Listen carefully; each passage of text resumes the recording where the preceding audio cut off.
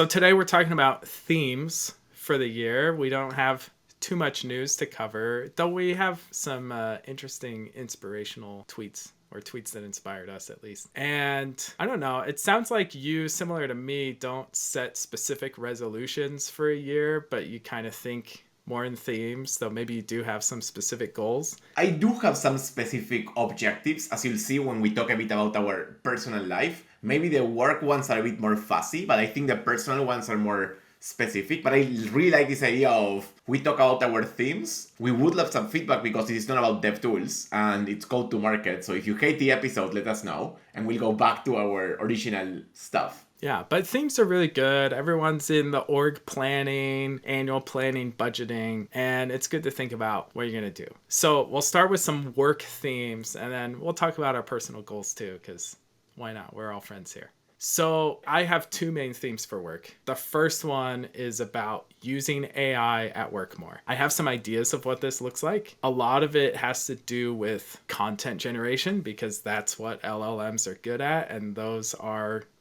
typically what we mean when we say AI these days. I'm going to start actually by testing a few things with our podcast, because I think Gemini can take our videos straight from Drive or YouTube and produce content out of them, and even identify what clips we should turn into shorts on YouTube. And these are the sort of things I want to start with. If those work well, I have at work some prolific YouTubers who don't write ever, but they're creating 2, 3, 4 videos that get, 10,000 views total a week. And then they don't write a word about it. So I'm like, there's so much SEO left on the table if I could just get them to write. So I'll just have an LLM do it. That's one example. There's lots more. But that's kind of my first theme. On that theme, what's interesting to me is will AI content written only by AI really work? Or will you need a human in the middle? What I mean by that is maybe the AI does a good first pass, but then you need a human to make it better, just so that it works better with Google, because I think Google will do work to find out if something is AI and just classify it words. But I don't know. I was talking the other day to a friend about this, and people care so much about if content is written by AI or not. But in reality, if it's written by AI, but it's really good quality content, why do you care? Well, and also, if it's derivative, that's different, right? Exactly. Because the worst AI content that Google hates is original content by AI. And I say original in quotes because it's just regurgitating parts of the internet it read. But for example, I'll do an AI generated post on this podcast. We'll try it out. And it's going to take our original words and thoughts, and it's just going to put those in written form with some minor changes that are less perhaps conversational and structured in a way that's easier to read. And so yeah, I have the same question. I mean, we talked to Marcel before, and he's mastered the human in the loop step for creating original content from whole cloth. He can start with a keyword and then go to a full post, guide, knowledge base based on just that keyword. But he has humans in the loop along the way. This is more about starting with something human and then generating derivative works that boost the original work.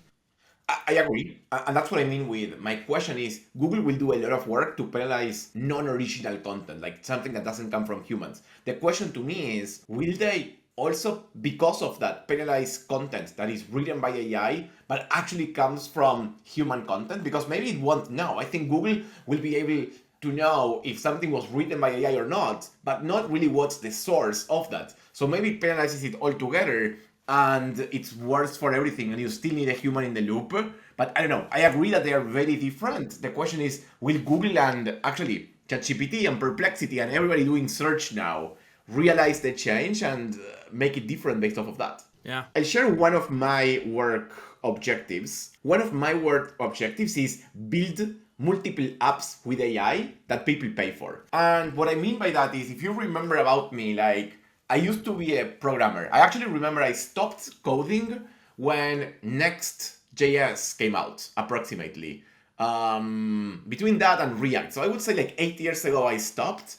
So what I would love to do is now with AI, with Cursor, with Replit Agent, and all of these tools, I want to see if I can code apps without really coding, or actually coding some things by modifying it, etc. I saw a tweet the other day I really liked on how to structure a folder in Cursor with user flows and PRD, etc. So we did a really good job of building it. And I think having knowledge from programming will make it easier for me to instruct AI to build apps. And what I want to see is, can I build some of these apps that then people use and pay something for? My first idea for the app, also related to the podcast, which is one of the pains that we have, which is stupid, but I don't like because I feel I'm wasting my time, which is we finish an episode, Cami, our editor, finishes editing it, and we get the raw video.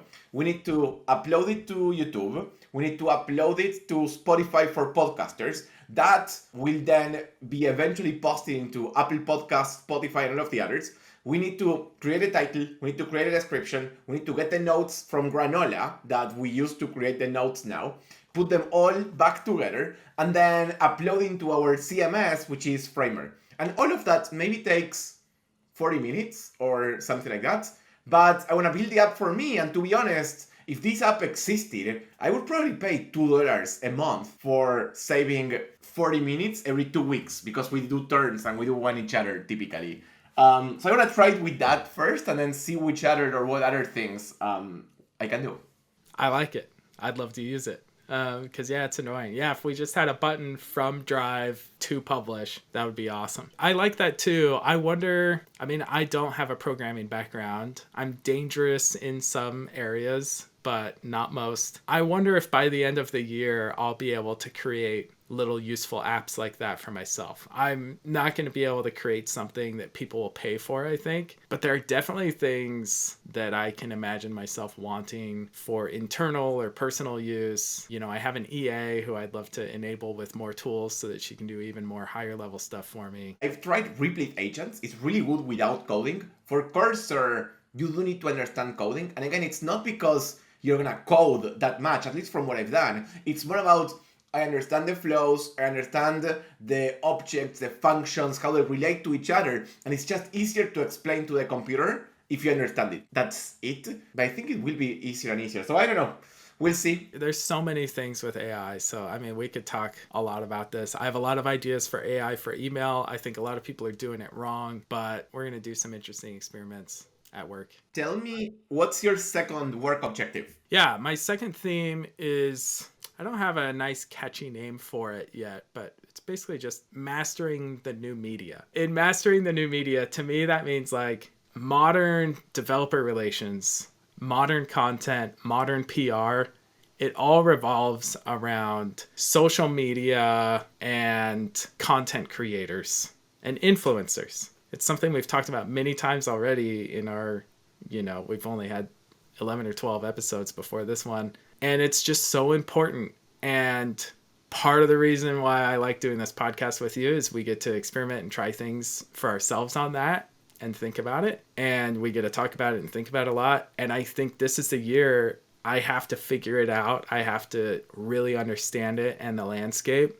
And that's the most important skill. Whereas like 6-7 years ago, the most important skill for me to learn was automation. It was the opposite of this. It was like, how do I go into a hole and just build workflows? Because people weren't doing that yet. That was the bleeding edge. But now the bleeding edge is understanding content creation in this new landscape. And I think it's because of AI. Because AI is making automation so much easier, and it's making it so much easier to do outbound, to do this, to do that. Like we're talking today, I sent you the link to Origami, which is like a GTM researcher that will do research for you, looking at LinkedIn, at the website, etc. So you can then contact people with very specific and personalized message and contact the people that really would use your product.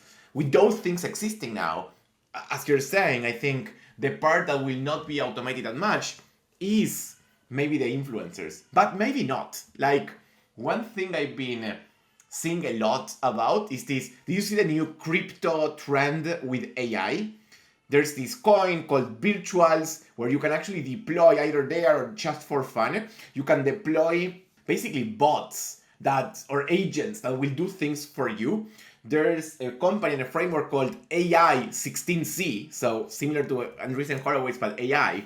And what they are doing is this idea of they are creating in TikTok or in Twitter people that are not really people, they are AI bots that will do research and will learn from what people say, and they are actually opinion makers. There's one of them, I don't remember now the name, it was AIFT or something like that, that has like 60,000 followers, and it tweets every day of new coins, new things, and people are like, buy the shit. So I don't know, it's gonna be interesting. I do think in the future we will see, and we're starting to see, at least in the crypto world, which I think in this case is happens before the rest, some of these AI influencers. Have you seen any of that? Like the AI influencers, like do you believe that will be a thing or not really?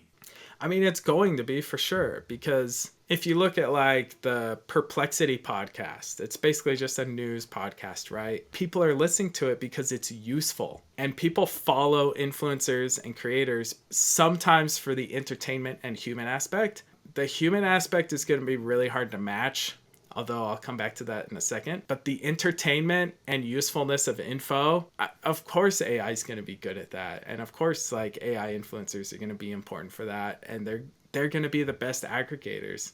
And what I'll say about the human aspect, we were talking before we started recording about how we both like talking to the GPT voice chat, whatever it's called. I don't even know what it's called, but I've used it a bunch now. I used it almost like calling a friend. Before I've talked to any of my friends about my themes, because I always talk to my friends about my themes, I called ChatGPT and was like, hey, these are the themes I'm thinking about, and it remembers them perfectly. It was the perfect listener. It did everything, and AI might be able to break the parasocial barrier in a way that human influencers can't, right? Like if I want a relationship with, some guy on YouTube, like I can't have it because they're one person, they get 1 million views. Like how could they possibly respond to all of us? Their one Twitter account, they get 1 million likes. How could they possibly build a relationship with all their followers? And AI could. And even though it's like fake, a lot of people will still value it, feel heard, feel validated. It's going to be interesting and weird for the next few years. I'm gonna actually try out giving my themes or objectives to advanced voice model. I like the idea, I'll check it out. I found a Twitter account. It's called AIXBT. It has 320,000 followers, and one of them, and it literally tweets trends based on what's being launched in these virtuals and other places. It's just mind blowing. And what they say, this virtuals platform allows you to run these AI bots in a platform that they assure you it has no human intervention. So what they do is there's no way a human can actually change or influence what the bot will say. The bot will say what they research and what they find based on its original prompt, which with the current state of AI, it's pretty good. Imagine when it starts working even more. I actually really think that if OpenAI or somebody finds AGI, they will announce it with a bot on Twitter that nobody knows it's a bot. I'm pretty sure there's gonna be like a new account, it becomes trendy or becomes an influencer, and then they're gonna be like, oh, remember that account? It was actually AI. And that's what I would do if I were them, but I think that's where we're going. It's gonna be interesting. I'm big believer that what's happening in the crypto AI world will happen in developer tools and will happen in all other places. Like in this, I think they're very leading on these AI influencers. So we'll see what ends up happening. I don't know. I've done last year a lot of work on influencers, the new DevRel, and all of this stuff, as you know. So I'm starting to think more ahead on like, okay, I know a lot about this. What's coming? What is the next thing that I can learn about this? And I think this is it, if I had to bet. Yeah, it's very interesting. People are going to be left behind. I think a lot of people aren't as scared as they should be about being left behind because, GPT 3.5 came out, in 2022 and my job hasn't really changed. But it's going to. It definitely is. And especially as people like us figure it out and we're going to share our experiences, it'll get widespread. It's only a matter of time. It's very similar to me to the trends in like RevOps and automation that we've had in the last decade. And then if you look at the decade before of just like simple demand gen and simple marketing automation that came before, this feels like the front of the wave on that. I saw a tweet that I really liked related to this, that it feels with AI like we are in the early days of the web. It feels like there's only HTTPS and FTP, and people are starting to build a browser and Mark and Reason did with Netscape and stuff like that. So I know, very interesting time to be on AI. But switching a bit of topics, do you want to share some of your personal objectives? Yeah, my personal objectives. I mean, what's a new year without a health objective? I gotta trim down the weight, yada yada. But I think two more interesting personal objectives are, one's kind of a blended objective, work and personal. It's focus. So I've come out of full-time advising and into full-time work. I still have some lingering advisories and side things. So I'm trimming those down to the necessary and gonna focus a lot more on my main job, because I think where I'm at is perfect for me, and I think it's a huge opportunity. So I think focus will bring a lot, and that's part of those work themes, is having those themes and things I want to learn and objectives for me personally are gonna help with that. My other theme, the theme I'm more excited about and is a little more concrete, is adventure. I have more disposable income now, which is great. I think we're going to talk about that in a second regarding one of your themes. And I actually focused really hard on building a team and learning from my mistakes at Vercel, so that I don't get stuck working 60, 80-hour work weeks forever and ever, and like skipping my paternity leave and stuff like that. Like, I think I can do a lot better and make time for adventures. I have a 10-year-old and a 7-year-old and a 3-year-old now. They're old enough to take adventures with me, and old enough that I don't feel so bad ditching them for a little bit for my own adventures, either on my own, with friends, or with my wife. So I've got some adventures planned, learning how to scuba dive, stuff like that. I'm an advanced PADI diver, so if you do Oh, scuba diving, we can go diving somewhere maybe at some point. okay. I'll put it on my list of potential adventures. I love it. I'll share some of mine. Mine are a bit more specific. I thought them more after seeing the tweet from Binay. I don't know if you saw it. He's the founder of Loom. He sold, I think, Loom for Yes. 1 billion to Atlassian. He made a shitload of money. That would be an accurate definition. And then on the blog post, like, it has A no metric. end, but he was talking about how he's lost and doesn't know what to do now. And it's like, it's a zero world problem, like not even first world problem. But I think once, as you're saying, you have more disposable income, you're doing better. These are the things that you start thinking about. And for me, they're very specific, but I'm always, and I have always been, very demanding. I think being very demanding is in part what got me to be successful, because I get obsessed with details and I get obsessed with winning. I demand a lot of myself and I demand a lot of my team. I have a friend actually who has like a design and software agency who told me he never wanted to work with me because he feels I'm too demanding and he's okay with mediocre work that he's paid mediocre money. And I'm like, why would you even do that? Or another topic. But because of that, my problem is that being demanding for me is not a tool.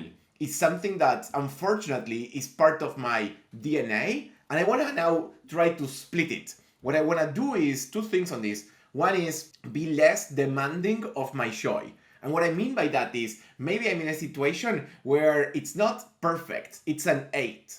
And I think an 8 is 7 points better than for other people. Only 2 worse than the perfect. But I only focus on the 2 that it could be better. And then it spoils my situation. And I'll give you an example. Like, I don't know, I'm in the garden, I'm watching a sunset, I have my feet in the pool, I'm drinking whiskey, but my glass has a small little thing that I can't clean up. And that small little thing maybe doesn't clutter my entire view, but I'm obsessed with I need to fix this fucking thing.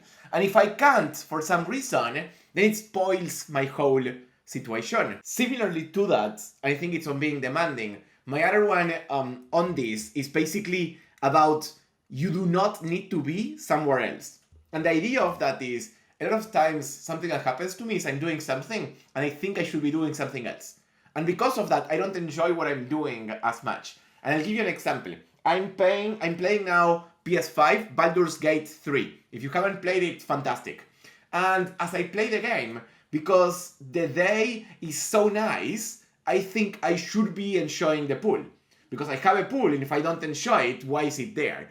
And then it's like, but I actually want to be playing PS5. I don't want to be in the fucking pool. But because I'm playing PS5 thinking I should be in the pool, I stop enjoying the PS5 as much. So I want to make sure that I either make a choice either way. I either stop PS5 and go play the pool, or I stop thinking I should be on the pool. But also about being demanding on every minute has to be perfect, and I have to enjoy things in a particular way. Good luck with that theme this year.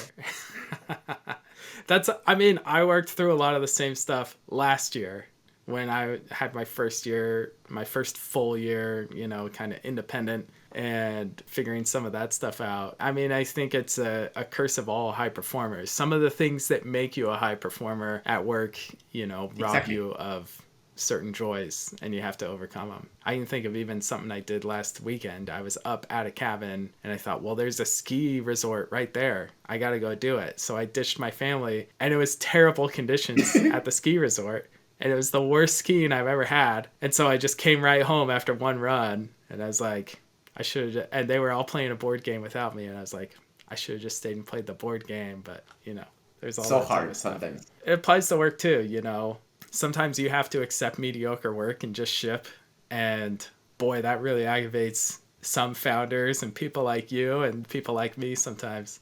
Yeah. But And even not, yeah. one thing I learned that took me a lot of time is you don't need all A players, because there's some jobs that are shittier. If your job is to only fix bugs, you don't need an A player, because no A player is going to just fix bugs. You need maybe a C player, and that's okay. Actually, that was a lesson I learned in my first job out of college when I hired my first SDR team, when I realized, wait, one of these SDRs isn't ambitious, and that's actually good, because then they'll stay in SDR for a long time. Because that's one of the worst problems of hiring A players is they all want to get promoted immediately. I had a different SDR who literally asked me in the first week in our first one-on-one, hey, Hank, so when can I start managing people? I was like, you haven't even done the job.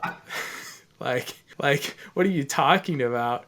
And it was hard for me to say that because I'd only been in the job for like 8 months and I was managing people. So like, what am I supposed to say to this guy? He is an A player. Like, he did go on to do great things, but you do need some people who are just content to happily consistently ship and live their lives. I'm gonna say something a bit egocentric, but I have a kid now, and I want my kid to be more stupid. I think people who are less smart, who are less like obsessed about work, are happier at life. There's something to be said about being financially secure has been really good for my happiness. And it's one of the things actually that motivates me now is to get my friends also rich. And so I spend so much time on the phone with other people just trying to give them advice and tell them what I know and what I think so that they have the same opportunities I've been fortunate with. And I'm only where I'm at because I have an older brother who was ahead of me by a few years, also VP marketing at developer and data tools. So I've had every advantage you could have, but none of us want to mess up our kids in the same way we messed up. 100%. But anyway, thank you everybody for listening. As I said, this was not really a very DevTools episode, so if you have any feedback, tweet at us at our handles, which you can see here now in the video. But let us know if you like more of this, less of this, and if you have any thoughts, tweet at us as well. Thank you.